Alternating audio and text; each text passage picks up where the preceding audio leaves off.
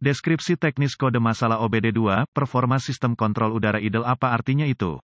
Kode masalah diagnostik (DTC) ini adalah kode powertrain generik yang berarti berlaku untuk semua kendaraan 1996 yang lebih baru, Dodge, Chrysler, Hyundai, Jeep, Mazda, Dell. Meskipun generik, langkah perbaikan spesifik dapat bervariasi tergantung pada merek model. Ketika kendaraan Anda yang dilengkapi dengan OBD2 menunjukkan lampu indikator malfungsi (MIL) dan kode yang tersimpan P0519, itu berarti bahwa modul kontrol powertrain (PCM) telah mendeteksi masalah dengan kinerja sistem kendali udara intake idle air control (IAC). Jika ada yang lain, lebih spesifik, kode IAC ini harus didiagnosis dan diperbaiki terlebih dahulu. Sistem IAC berputar di sekitar servomotor linier yang mengontrol plunger yang mengatur jumlah udara yang diizinkan untuk memotong plat throttle dan memasuki intake manifold, mengontrol jumlah udara yang diizinkan untuk melewati plat throttle kondusif untuk mengendalikan RPM engine saat idle. Ketika plat throttle ditutup saat idle, sangat sedikit udara yang diizinkan masuk ke mesin melalui throttle body. Mesin tidak dapat terus menganggur dengan jumlah udara yang kecil dan pasti akan berhenti. Sumber udara pembantu, vakum, harus disediakan sehingga mesin dapat terus idle dengan plat throttle tertutup. Tentu saja, sumber vakum tambahan akan merusak kinerja mesin dan efisiensi bahan bakar ketika plat throttle dibuka saat akselerasi. Oleh karena itu kebutuhan akan sumber vakum yang sepenuhnya dapat disesuaikan yang dikendalikan oleh PCM. Housing plunger katup IAC dibuat dengan dua bukaan terpisah yang memungkinkan udara melewatinya. Katup IAC biasanya dibaut ke manifold intake pada atau di dekat throttle body, diposisikan sedemikian rupa sehingga ketika terbuka, plunger bergerak keluar dari lubang, udara sekitar diizinkan mengalir melaluinya dan masuk ke manifold dan ketika ditutup, plunger mengisi lubang, udara sekitar tidak bisa mengalir melaluinya. Contoh katup idle air control (IAC).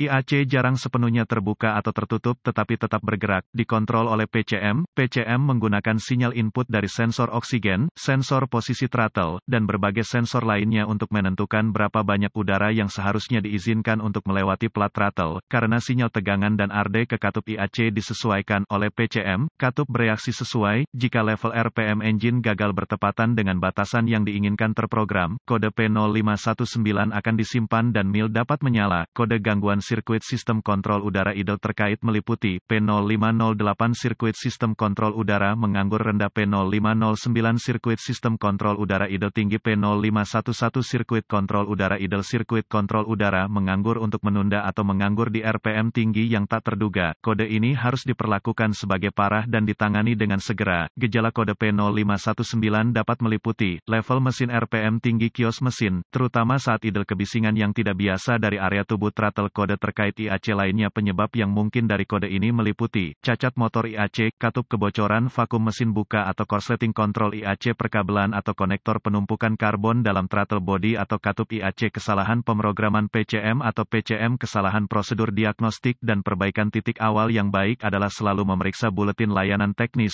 (TSB) untuk kendaraan Anda. Masalah Anda mungkin merupakan masalah yang diketahui dengan perbaikan yang diketahui dilakukan oleh produsen dan dapat menghemat waktu dan uang Anda selama diagnosis. Untuk mendiagnosis kode P0519, saya akan memerlukan pemindai diagnostik, volt digital, ohmmeter, DVOM, dan sumber informasi kendaraan yang memiliki reputasi. All data DIY akan melakukan. Saya mungkin mulai dengan memeriksa semua kabel sistem dan konektor listrik IAC dan memperbaiki segala yang rusak, terkorosi, atau terbakar. Saya juga akan memeriksa mesin untuk setiap kebocoran vakum yang mungkin berkontribusi pada tingkat RPM mesin yang tidak terkendali. Jika Anda menemukan kebocoran vakum, perbaiki dan periksa kembali sistem. Selanjutnya, saya akan menghubungkan pemindai ke konektor diagnostik kendaraan dan mengambil semua kode yang disimpan dan membekukan data bingkai. Saya suka menuliskan ini jika kode ini terputus-putus. Sekarang, saya menghapus kode dan test drive kendaraan untuk melihat apakah sudah diatur ulang. Jelas, jika ada kode terkait IAC lain yang disimpan, saya perlu mendiagnosis dan memperbaikinya terlebih dahulu. Juga, periksa semua buletin layanan teknis dan penarikan keselamatan untuk kendaraan dan kerusakan yang dimaksud. Setelah melakukan perbaikan apapun, kendarai kendaraan secara normal dan biarkan PCM memasuki mode kesiapan sebelum menyatakan masalah tersebut diperbaiki.